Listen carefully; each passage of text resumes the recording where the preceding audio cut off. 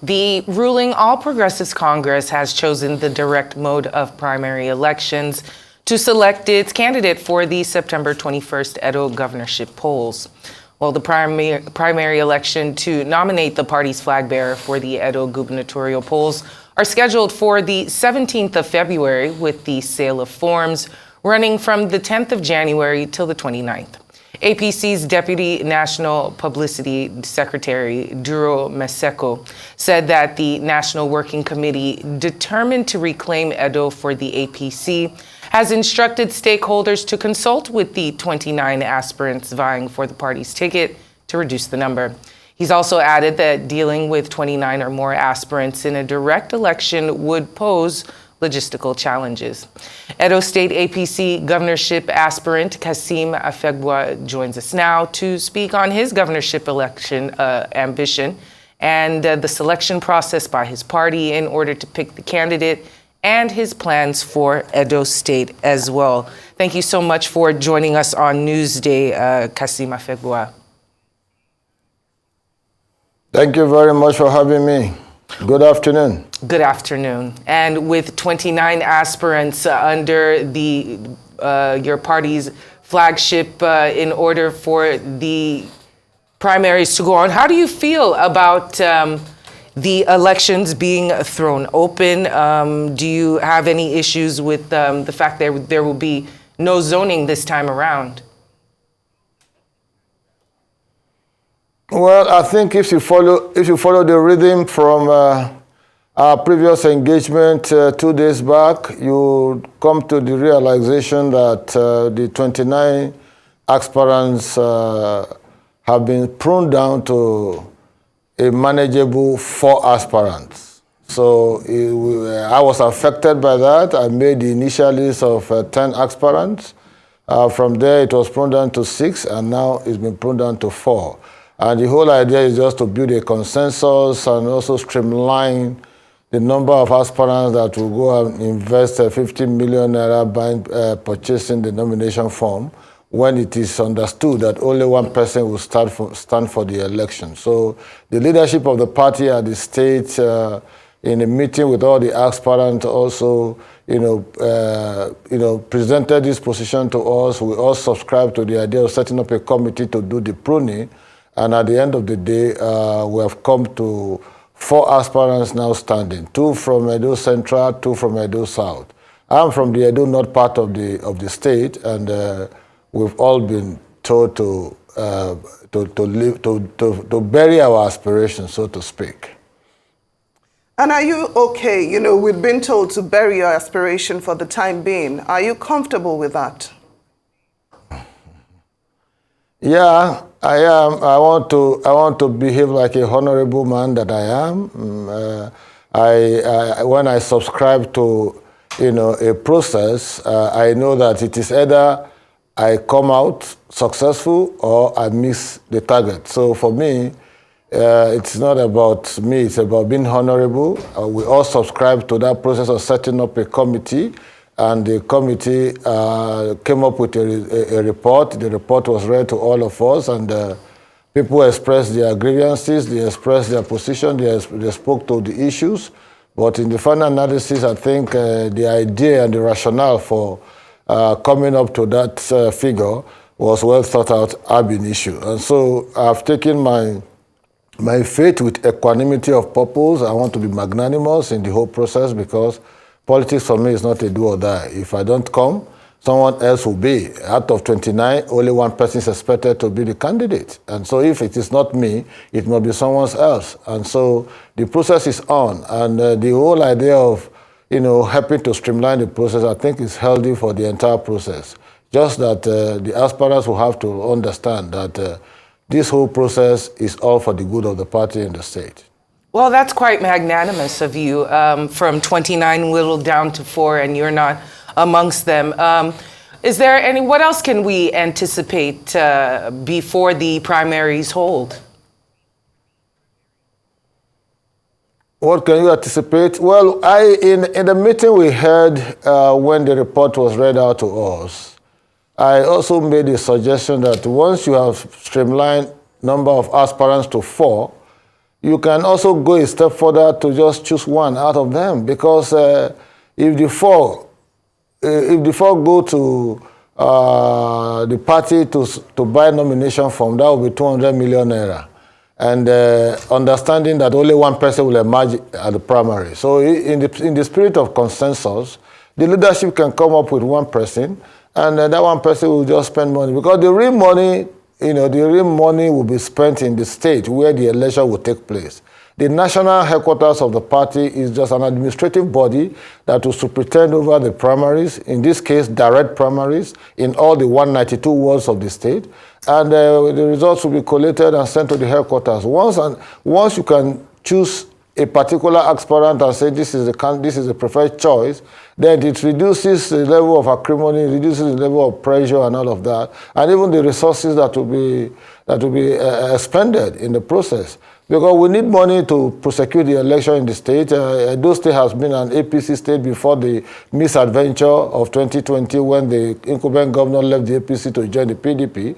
And so this time, with the popularity of the party to the extent that 29 persons indicated interest to contest for the governorship, it means that the party has a very good opportunity to reclaim the state into the fold of the APC. And so I'm praying that the consensus will be done in a matter of days, and the national office will also fall in line with the expectations of the leadership of the party in the state. But if there are aspirants who are still expressing grievances and they are still, trying to buy the nomination form, they can go ahead. It's a free choice. It's all about democracy. But I know that in the final analysis, the preferred choice will emerge as the consensus candidate.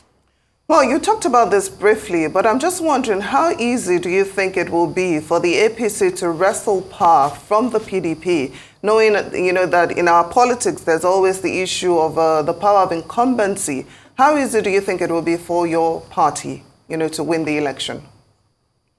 Well, the incumbency factor in Edo now is very weak. You have a governor who hasn't done much, and so the cry all over Edo is that of lamentation, is that of neglect, too much of infrastructural decay. There's rot everywhere. I've taken this time of my aspiration to go around the state. I've visited the 10 local governments. I visited 13, campaigning in them. I've gone around the entire state. I've seen bad roads everywhere.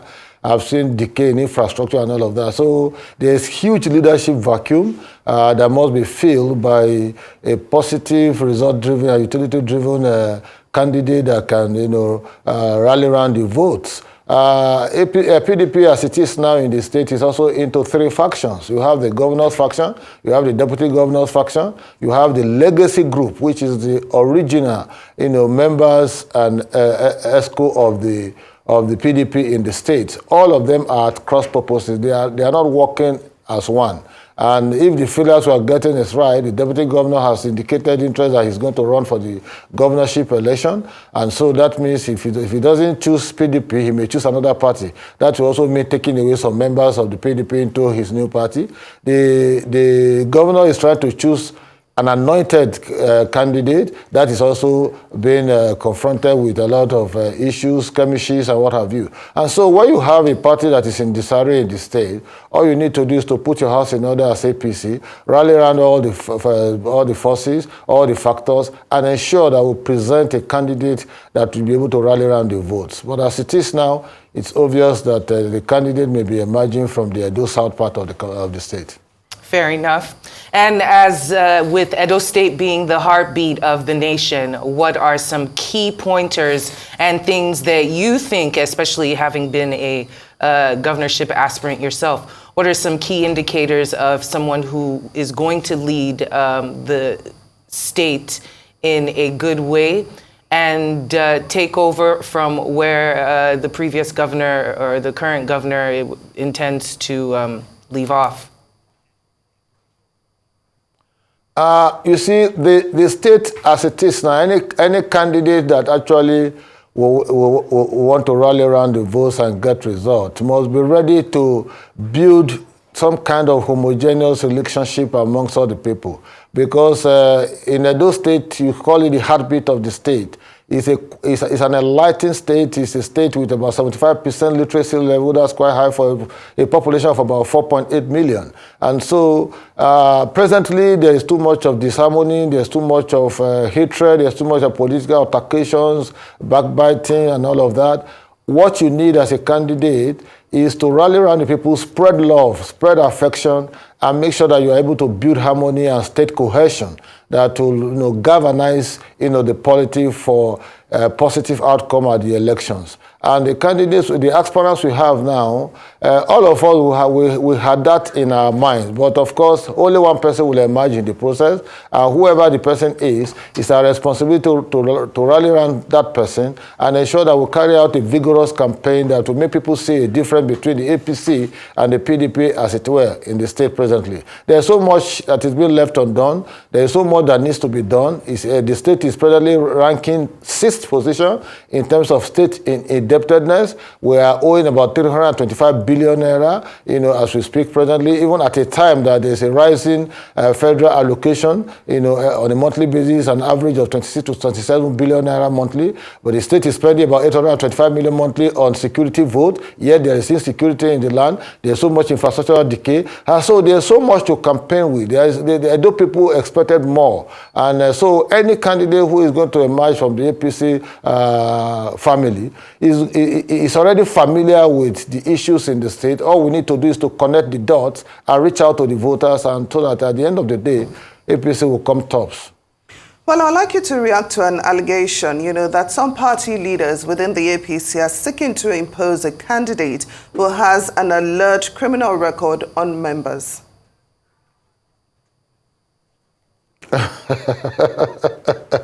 Well, that appears very funny to me, because you see, politicians must learn to live by the rules they set for themselves. The last exercise we did, which also exonerated me, which also screened me out as an aspirant, was endorsed by all the aspirants when we had a meeting at the home of the leader of the party, distinguished Senator Adams Oshomole. We all concurred to the setting up of a committee that will prune down the figure to 6 or 10, as the case may be. When the initial 10 came out, my name was there. I was happy. When it was pruned down to 6, my name was no longer there. No matter how painful that reality is, I have to abide by the rules, because ab initio I had endorsed the setting up of such a committee headed by a very cerebral professor, Professor Julius Ihonvere, majority leader of the House of Reps. And so if it is not me, it must be somebody else. And because it is not me, I won't want to fault that process. That process went through a rigorous exercise. 48 hours, they worked night and day to ensure that they're able to get the figure down. From 29 to 6, you naturally know that given human nature, people will complain about being shut out. But again, having a preferred candidate as somebody with alleged criminal record, I'm not aware of that. If the reading is right, what the person they are referring to is currently serving as a House of Rep member, and so somebody with a alleged criminal record could not have fulfilled the constitutional requirement to stand for election ab initio. He's running a second term in the House of Rep now, and so. But I know that the person involved will take a legal action with respect to that. But it is not enough for people to just begin to ventilate their anger because they were not choosing, or because they didn't fall within the rank of the 6 or the 4, as the case may be. We must come to the realization that only one person will stand for election out of 29 persons. We realized that before we went into the fray, and now that it has come to stare us in the face, we have to abide by that outcome. Politicians more or less to accept results, no matter how faulty they think the process is, so that we can move on. It's in the spirit of sportsmanship. You may blame the referee for granting a penalty and granting victory to the other opponent. It doesn't mean that the football will not be played again. And so for me, a contest for power is a contest of ideas, a contest of propositions, a contest of objectives and setting agenda and what you want to do. And if you are unable to achieve it because you were shut out in the process, you do not try to bring down the roof. People must learn to abide by the rules of the game. Well, alleged criminal record aside, we know that there's a gentleman's agreement amongst the aspirants in order to not go to court if they do not get chosen after the election. Well, what do you make of the other three candidates in the race? The other three aspirants? Yes. Well, just like I told you, I would prefer that the 4 aspirants sit down with the leadership of the party and one person should be chosen, so that only 50 million will go to the national office instead of 200 million as the case would be. That way, they can save money for the huge task of campaigning for votes at the state level. Because they have been put down to 4, it means that all the 4 of them are qualified. One is serving as the senator in the National Assembly. One is the immediate past chairman of the party, called David Imuse. The other is the former deputy governor, Chief Lucky Maswen.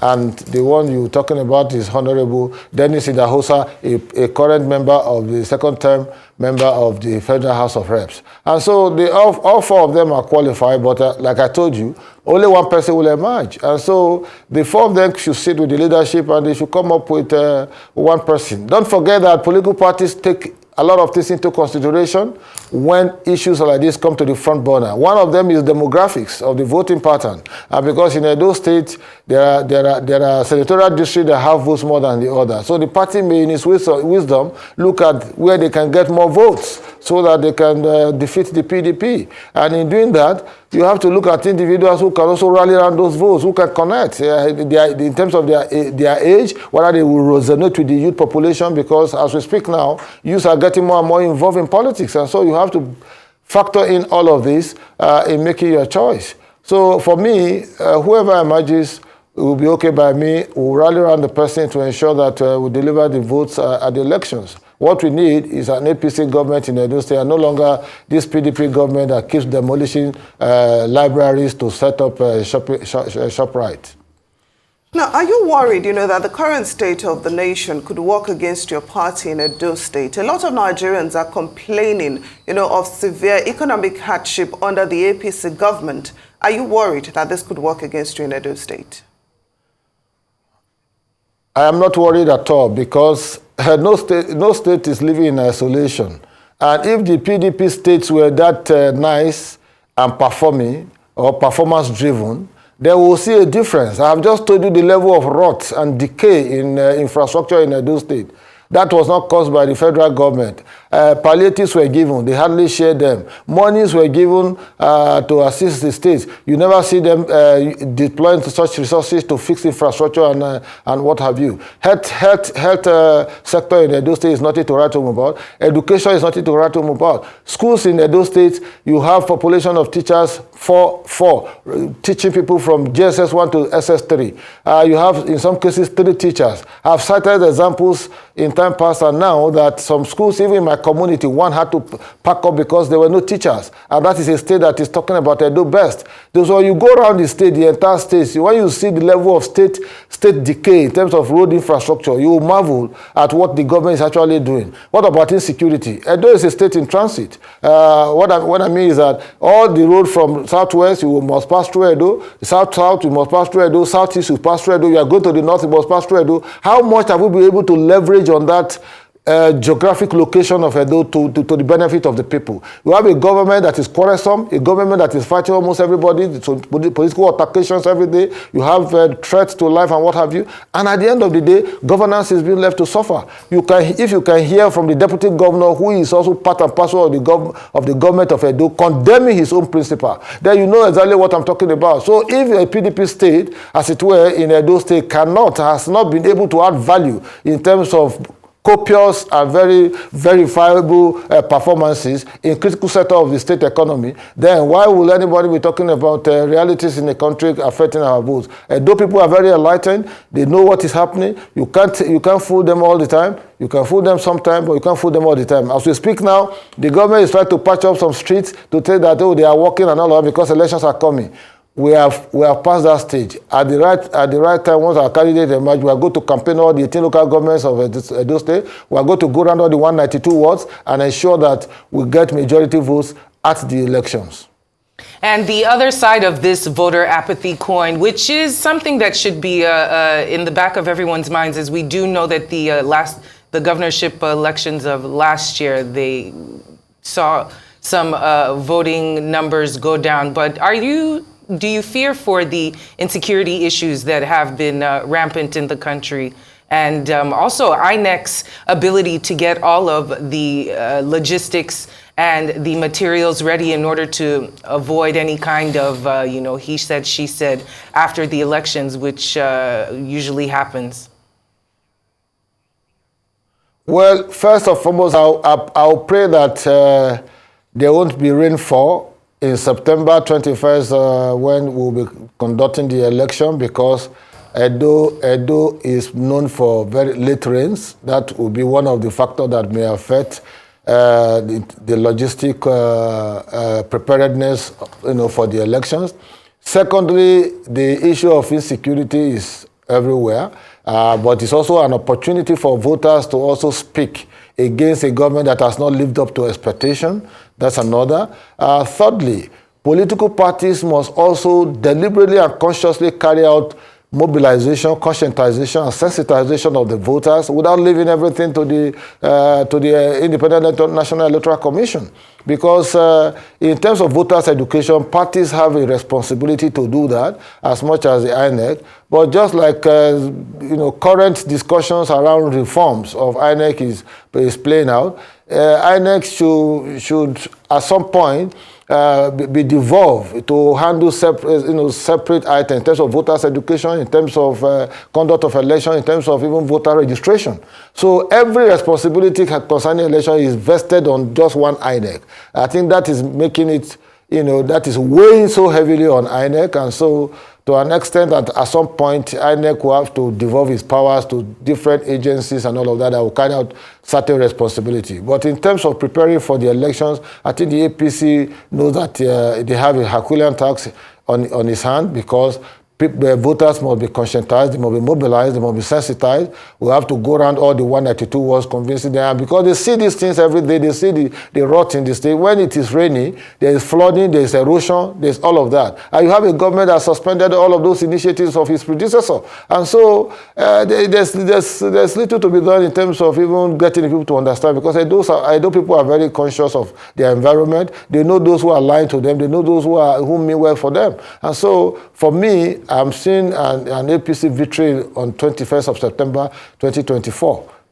Well, Kassim Afegbua, APC chieftain, Edo State, thank you so much for joining us on Newsday.